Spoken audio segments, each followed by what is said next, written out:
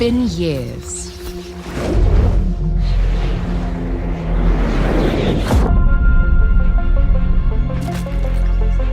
But the events are still etched in my memory. Remember trying to jump across jagged polygons in 1996 and swearing at the TV like it owed you money? Legacy of Atlantis is that, but prettier and with less self-inflicted controller abuse. Lara's back, looking vaguely like she did in your nightmares, and the puzzles are still nonsense but now in glorious Unreal Engine 5. You'll dodge traps, outwit dinosaurs, and probably curse the physics engine once or twice. It's a remake that mostly respects the original chaos, with a few modern touches to make you feel clever when you finally stick a jump on the first try. Nostalgia, but with better lighting. Is coming to PC and consoles in 2026.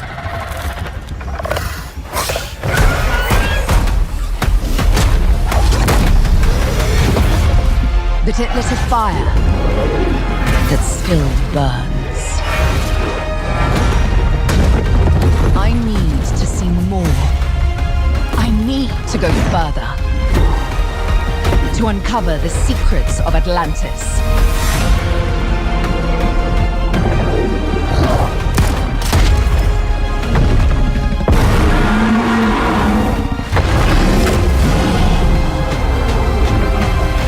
Some legends are destined to be retold. Port Desire. A city that don't belong to anyone, but everyone wants a piece. No laws, no oversight. You know that feeling when a game world promises open world, but it's basically a corridor with NPCs? No Law actually leans into that, giving you a dense, neon city that reacts to what you do. You play Gray Harker, an ex-soldier with more gadgets than sense, tearing through Port Desire however you like. Stealth, guns blazing, or parkour over rooftops, the tools don't care, the city does. It's a cyberpunk FPS that isn't trying to be Cyberpunk 2077, thank God. And it's small enough that your screw-ups actually matter.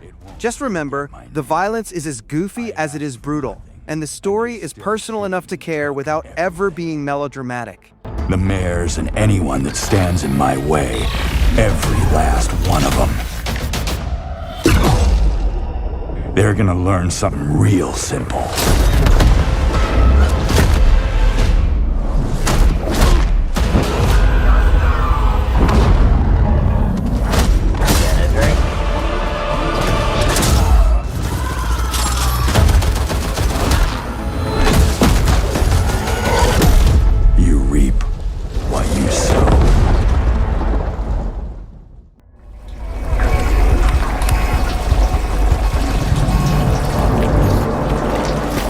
Forest 3 just straight up stole the show by throwing the survival series into space.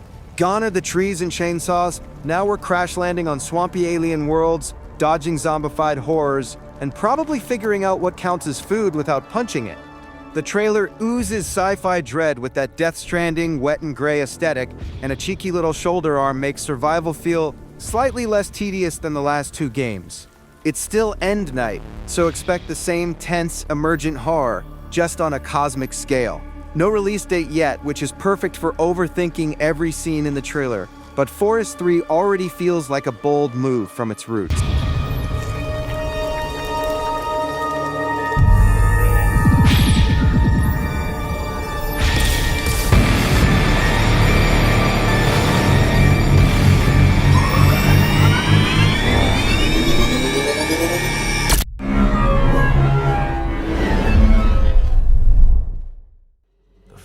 Of Central Asia. First of all, thank you for joining us on this ship. Ace Combat 8 is finally here. And yes, it's more jets, more explosions, and probably more of me yelling at my screen trying to land a loop. Wings of the Theve looks like classic arcade flight insanity turned up to next-gen polish. Photorealistic skies, dramatic dogfights, and a story about reclaiming a fictional nation, because apparently virtual geopolitics is thrilling. The trailer sells spectacle over substance, fast cuts, fancy cinematics, and the obligatory Ace Squad, but we have zero clue how the campaign or multiplayer will actually feel. If you've flown the last few Ace Combat games, you know the rhythm. It's gorgeous chaos with just enough narrative to justify the next loop. Get ready, Rex. Ray, heads up! On your orders, Rex. To keep hope alive, wings of Theve must stay on the mission. Must fly on. I can make up your kill count to be whatever. Right. From now on, you'll be the greatest ace pilot this war will ever know.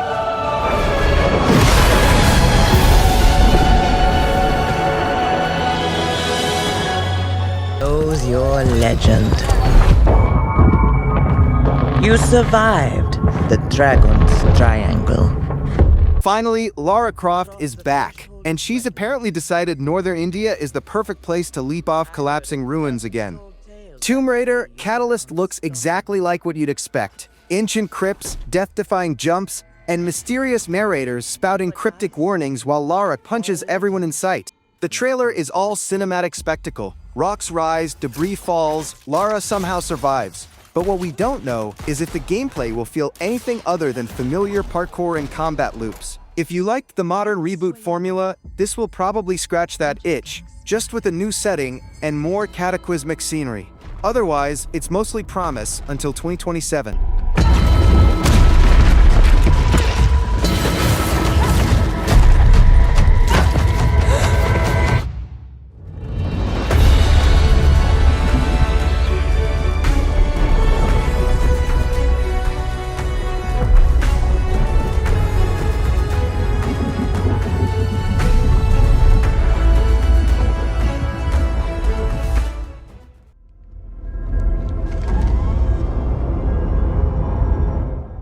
Star Wars Fate of the Old Republic just dropped demo, and somehow my inner KOTOR fan got excited again. Casey Hudson is back with a new studio, promising an all-new story, a new Force user, and choices that matter. Basically the same magic that made KOTOR stick for 2 decades. The trailer looks cinematic and polished, but right now it's all promise. We know it's a single-player RPG in the Old Republic era. We know Hudson is obsessively hands-on, and we know they want player agency front and center. Beyond that, it's impossible to tell if it'll recapture that lightning in a bottle feel, or just be another polished Star Wars RPG waiting for release.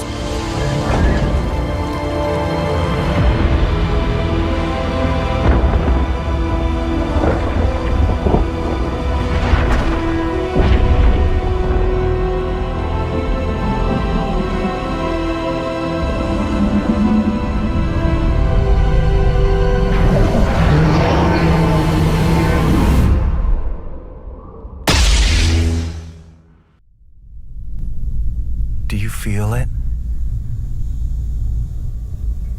Something is coming.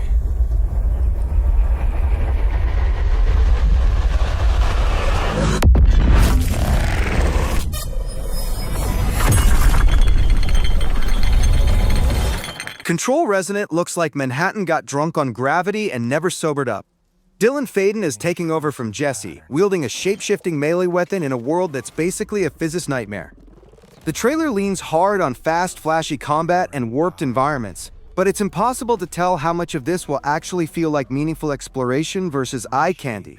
The RPG-style progression promises player choice and powers and playstyle, which could be fun, or just a confusing menu under a chaotic city.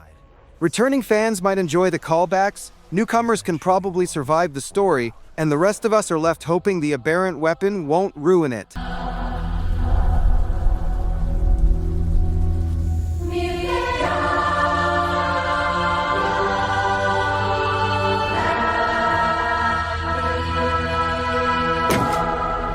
Must have had good reasons.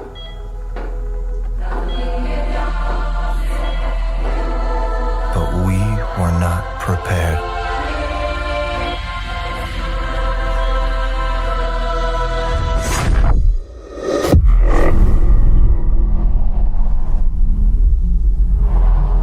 For what would follow.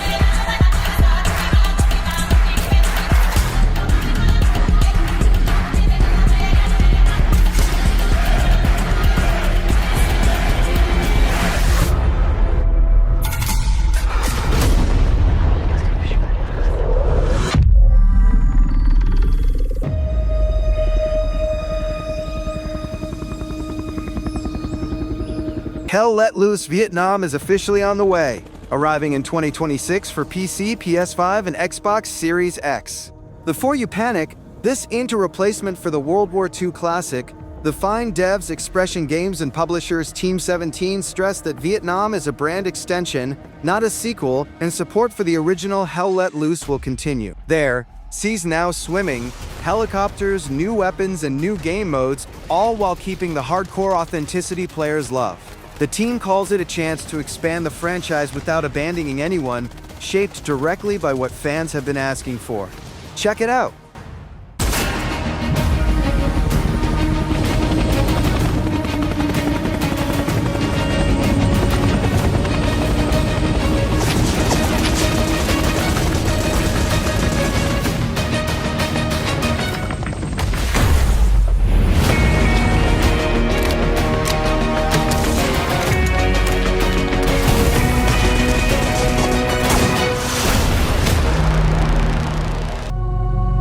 Talk to me first. I can explain what's going on. Onto's is exactly the kind of creepy moon hotel horror I didn't ask for, but will probably regret missing. Frictional is clearly leaning on their Soma formula. Moral ambiguity, body horror, and puzzles with consequences you'll never fully anticipate. The trailer looks polished, moody, and full of corridors you'll almost certainly want to avoid. But whether it actually scares or frustrates in equal measure is anyone's guess. Stellan Skarsgård shows up somewhere in the story, which is great for trailers, less used Stellan's last. If you liked Soma's slow burn tension and brain-twisting choices, Onto's is targeting you. But right now, it's mostly style and promise. Step beyond the walls surround you. Play your father's game. Push the very limits until you're reality itself breaks.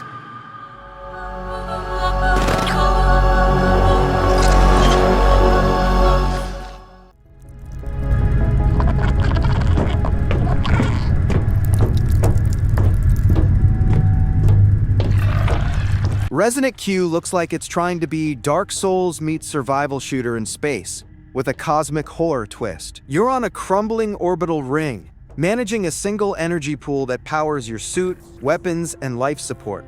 Basically, every decision is a small panic attack. Solo or co-op, it's about rationing power, scavenging loot, and upgrading a base while avoiding things that want to eat or drive you insane. The environments look varied and alien, which is good because apparently the tension comes more from what will I turn on next than from action alone. It could be brilliant if the energy system actually punishes and rewards smart play.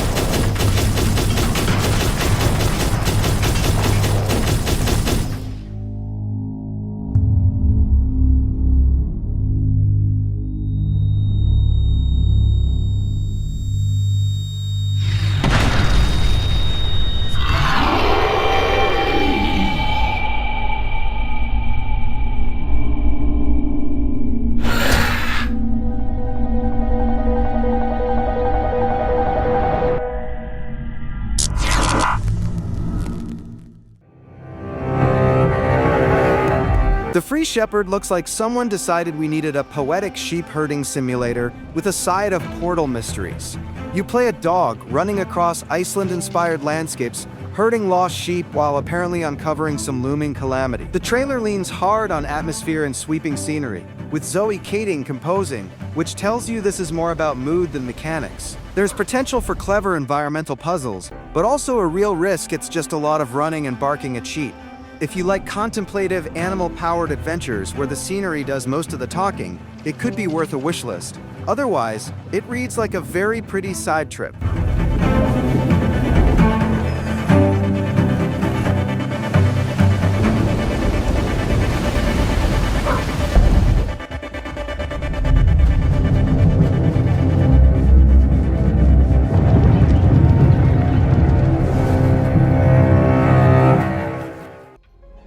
Lost in less than a minute. All of this was our fault. So Mike Booth is back, and apparently time loops plus co-op shooters are the next logical step after Left 4 Dead. 4-loop looks like what if we made L4D, but with roguelike gear progression, alien motherships, and the ability to break the game with your friends? You'll die, retry, experiment with loadouts, and probably feel like a genius when you exploit some combo that the developers didn't anticipate. Closed playtests are happening now, so all we have is concept and promise. Tactical co-op with persistent upgrades in a sci-fi setting sounds solid, but also easy to overpromise. If Booth nails the improvisation and team chemistry, it could be good. If not, it's just another repetitive shooter. Test strategies. Learn from your failures. You will become the world-saving team humanity needs you to be. Trust me. The voice in my head hasn't been wrong yet. From now on, nothing is impossible. Now get out there.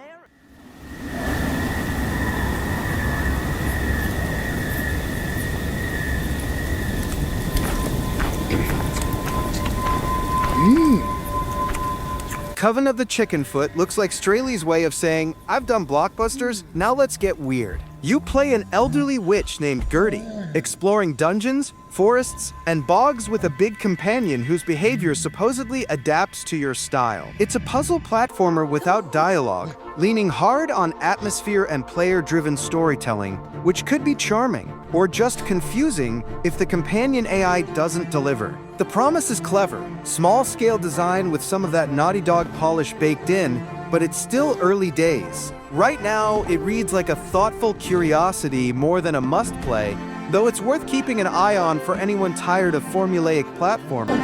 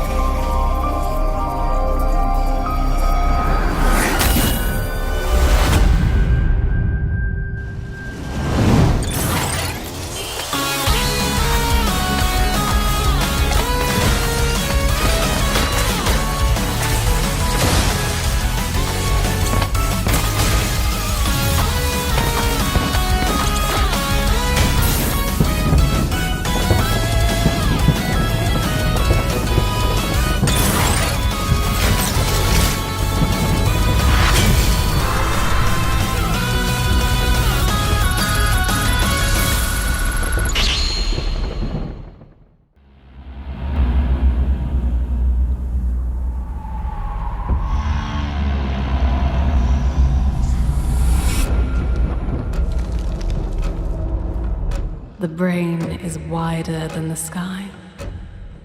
Its walls no bounds define. The brain is deeper than the sea.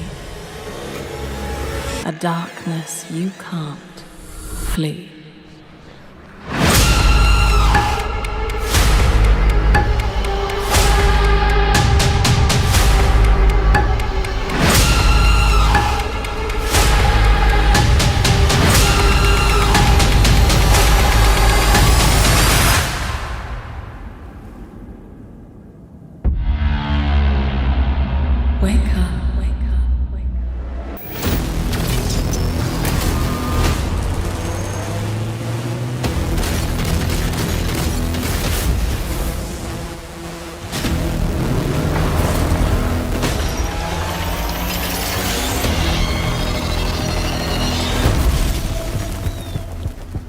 I know we've never quite seen eye to eye. Believe it or not, Whitaker, we want the same thing. It's all out there in the zone. You never know what you might find.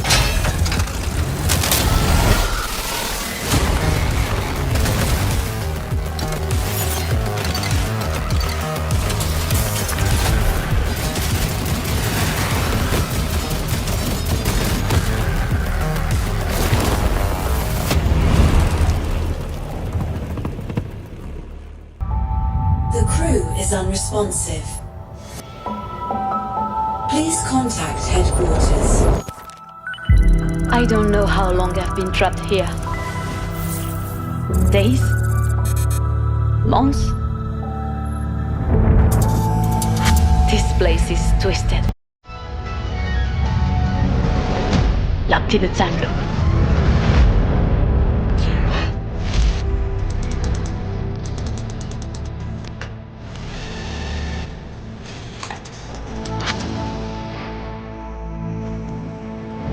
We were meant to find answers. Now I have to find a way to escape this place. The clues are all around me. My mind is the key.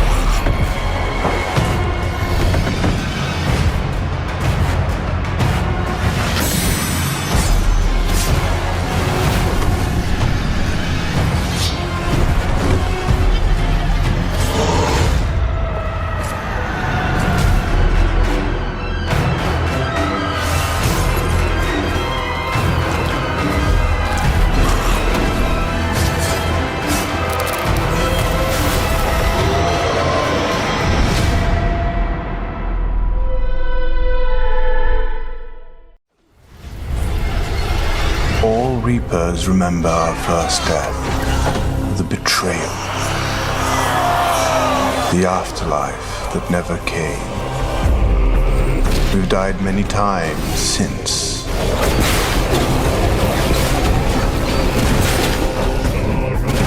But for us, Reapers.